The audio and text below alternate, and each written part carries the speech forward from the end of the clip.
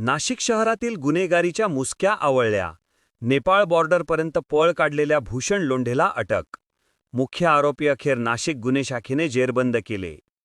Satpur police ठाण्यात दाखल असलेल्या गंभीर गुन्हा क्रमांक 313/2025 मधील फरार आरोपी भूषण लोढे आणि त्याचा साथीदार प्रिन्स सिंग हे गुन्हा दाखल झाल्यापासून फरार होते. IPC, शस्त्र कायदा आणि MCOCA अशा कठोर कलमांखाली त्यांच्यावर गुन्हा दाखल झाला होता. नाशिक गुन्हे शाखा युनिट 2चे पथक या आरोपींच्या मागावर होते.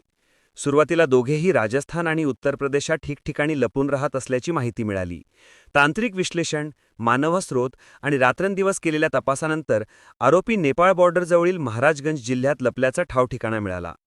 त्या आधारे गुन्हे शाखेच्या टीमने कोल्हुई, महाराजगंज येथे धाड टाकली आणि दोन्ही आरोपींना रंगेहात ताब्यात घेतले. आरोपींना महाराजगंज येथील न्यायालयात हजर करून ट्रान्झिट वॉरंट मिळवण्यात आले असून त्यांना पुढील कारवाईसाठी नाशिकला आणले.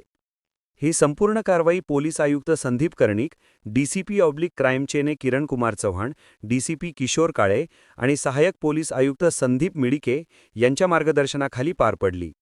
या कारवाईत सपोनी हेमंत तोडकर, सपोनी डॉक्टर समाधान हिरे, पोउनी यशवंत बेडकोळी, सपोनी शंकर काळे आणि त्यांच्या गुन्हे शाखा युनिट 2च्या पथकाचा महत्त्वपूर्ण सहभाग होता.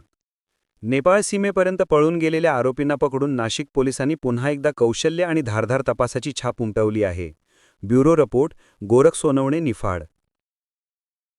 आपण पाहत आहात सत्य, वेग, विश्वासाचं नवं केंद्र, इंडिया न्यूज 24 तास.